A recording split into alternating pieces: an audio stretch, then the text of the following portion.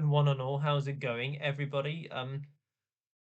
There's something I want to talk about, and it's a Spider-Man project that's been out for 20 years ago.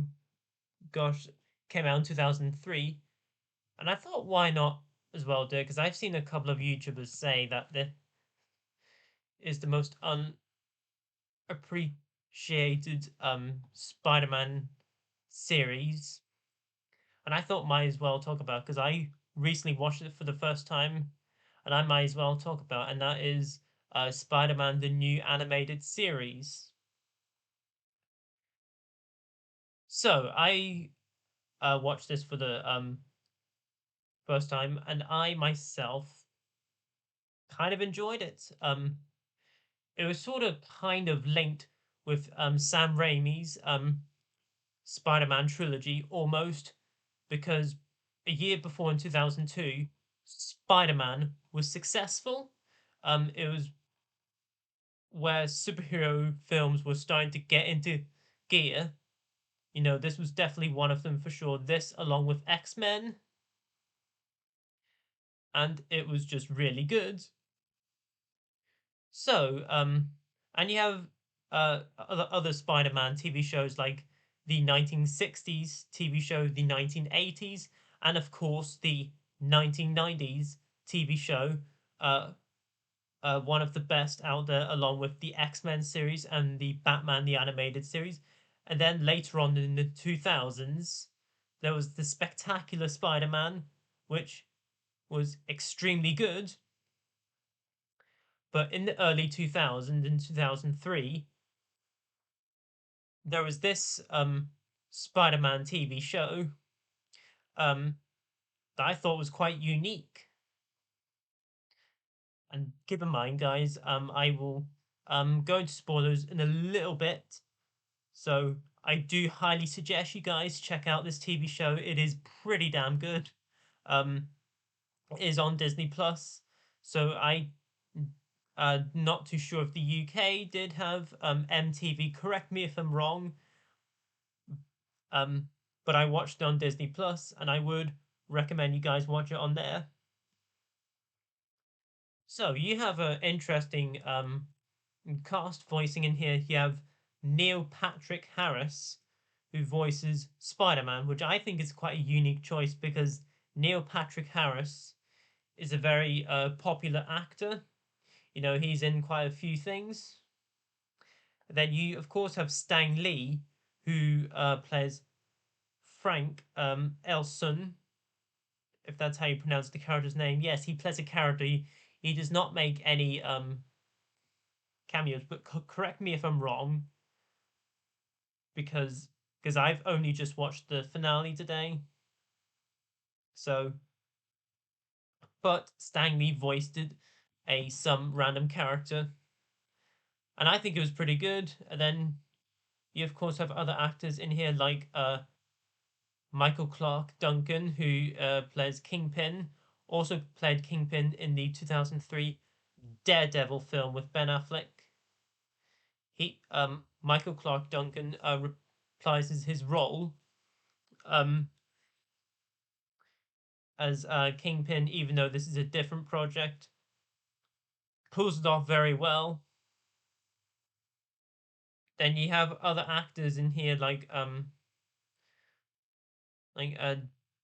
Devon Sawa, who plays Flash Thompson. Nice to hear his voice. I mean, we know him from the Final Destination series. If you guys follow my Halloween series, you also have Rob Zombie in here, who sort of plays Dr. Curtis, who I believe is li- the the lizard. Correct me if I'm wrong. Then you of course have Keith David in here. Um, but you have pretty good casting in here. You have Michael Dorn from Star Trek as well. He's in this show. But what I really like about this TV show, and people have a different opinion on this. I think the animation I think is pretty awesome because it's sort of like a combination between 2D animation and 3D animation. I mean, technically speaking, without the characters, it sort of looks like a 2D animation, but when you see the characters on screen, it's technically a 3D animation, you know? Because they didn't start the whole animation 3D thing until Pixar with Toy Story and all. So, and this is like the black sheep of the Spider-Man shows. I hate to use the phrase black sheep, however that works, but I find it extremely unique of a word to say, because this sort of reminds me of the Doctor Who era with Christopher Eccleston. He had only one season. This particular show only had one season, sort of equivalent to that, but that's of course different project anyway. But what I mean is this TV show does not get enough recommendation by amongst people, and I think that's just a bit harsh. I've seen a few YouTubers um that have praised this. I mean, although this is definitely not the best TV show, I think the 90s and the Spectacular Spider-Man are far superior for sure. If I was to point out something, those TV shows were sort of more like aiming at fun, rather than following a formula like, say, Batman the Animated Series. Whilst with the new Spider-Man animated series 2003, it sort of goes chronologically. And in regards to issues, guys, I think a big issue that I have, even I didn't realize while watching this show, is the fact that the episodes weren't released chronologically in timeline order, very similar to Star Wars: The Clone Wars, where they released the show, but even the seasons as well with episodes were switched around. But obviously, there's one season in Spider-Man 2003. Um, so I would recommend you guys do watch it in chronological order. I didn't sadly, but I did technically sort of gathered my thoughts in as I watched it, and honestly, I just think it really works because it's easily one of the more emotional Spider-Man TV shows. It probably is, I think, which leads into spoilers. So if you haven't seen the show, check it out, then come back. Um, in the ending, Peter Parker puts his Spider-Man suit in a suitcase and no longer wants to be Spider-Man, which I thought was a very heartfelt decision. You know, because throughout the show, Spider-Man and Mary Jane Watson, um, Spider-Man truly thinks uh, him as Peter Parker would totally get along more with uh, Mary Jane Watson. Because then again, not many people know Spider-Man's Peter Parker, even though we audience know, which kind of defeats the whole superhero thing.